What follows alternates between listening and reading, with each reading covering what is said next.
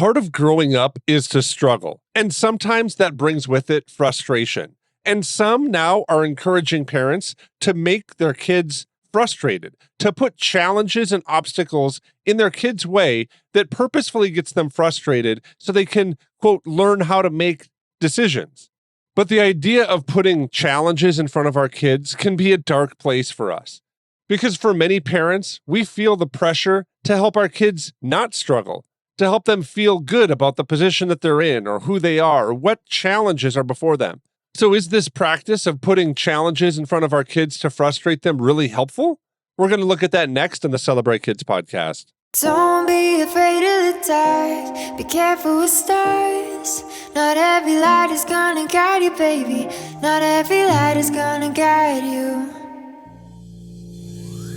So Dr. Kathy, recently on the Dave Ramsey podcast, Rachel Cruze recounted a practice. She wasn't totally sure if it's happening in France or if she heard it from somebody, but that's beside the point because the thing that she's talking about is purposefully frustrating children. She says that there's no children's menus at restaurants in this place that she's talking about. And she says that they do that because they really want children to, quote, adapt to adult life. She goes on to highlight that practice, kind of saying that when you're frustrated, you have to make decisions and therefore you have to understand problem solving. She says that in America, we're much more concerned with how our children are feeling comfortable. And when our kids are frustrated, we tend to fix it right away.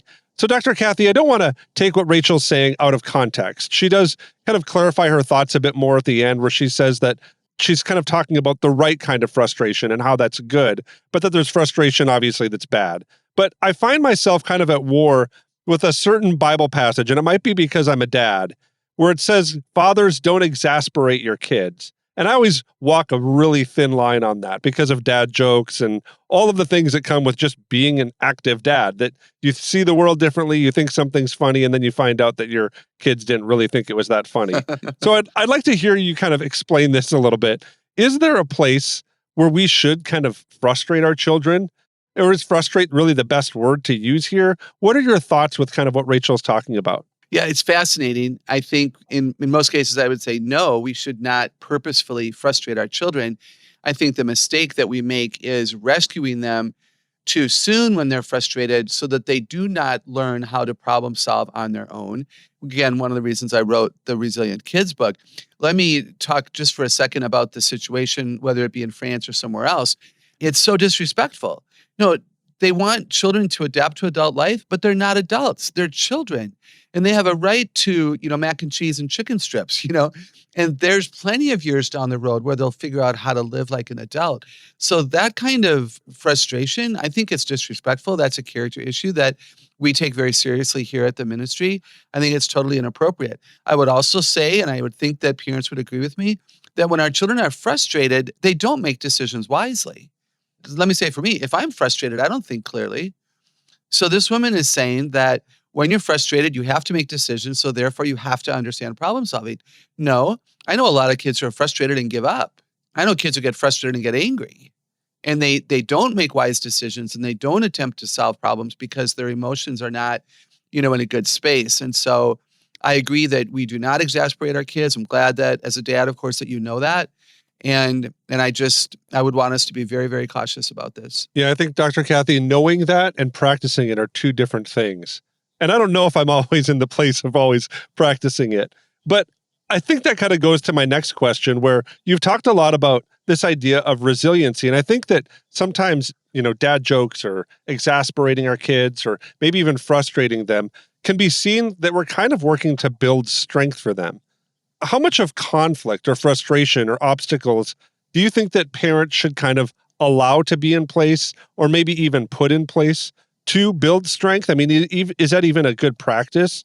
Should we manufacture challenges for them? Or are we called more to kind of simply let the world be the world and then engage those conflicts with them and guide them through that? What would you say to that point? I think in most cases, kids will have enough challenges in their everyday normal existence because life is difficult and the culture is chaotic. So I'm not sure that we necessarily need to manufacture conflict. However, if I was raising a fragile kid who gave up quickly, who whined and complained, who didn't take risks, who never attempted to solve a problem for fear that he or she would get it wrong, I might want to create opportunities for them to grow in maturity while they're in the safety of my home before they launch and leave the nest. And so then, I think the key is that we don't rescue them too soon when they are exposed to difficulties. You know what comes to mind too? We create obstacle courses for kids, right?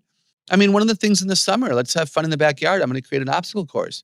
So there's something to be said for learning how to navigate, difficult places. But in most cases, I would say you're there to build strength, to rescue, to be on their side.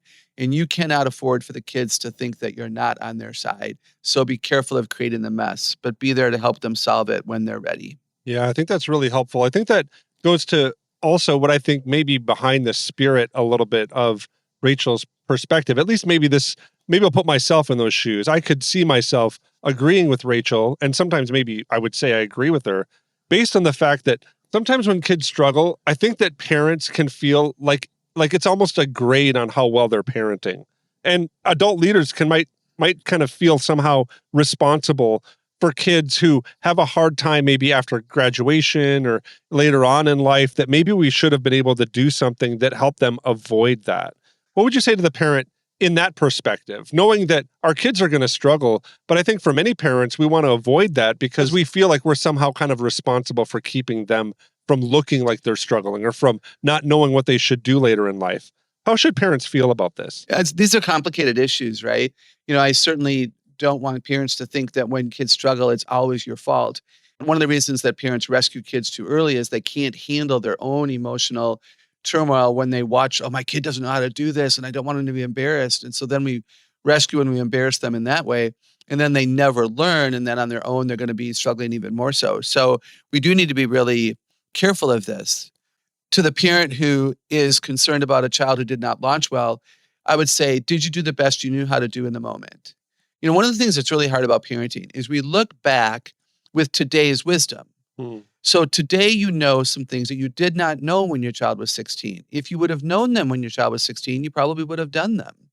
So now you've learned something, and now you look back, and now you regret, and now you have grief, and now you blame yourself, when in reality that may not be at all appropriate. You did the best you knew how to do.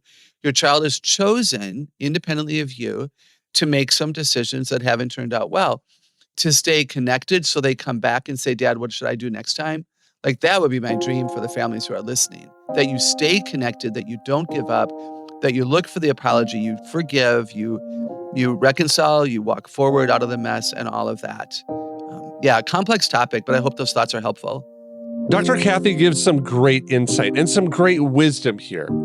And it's something that I think we also find in Ephesians 6, that passage that I mentioned earlier about fathers not exasperating their children. This is what the writer of Ephesians says. Children, obey your parents in the Lord, for this is right. Honor your father and mother, which is the first commandment with a promise, so that it may go well with you and that you may enjoy long life. And fathers, do not exasperate your children. Instead, bring them up in the training and the instruction of the Lord.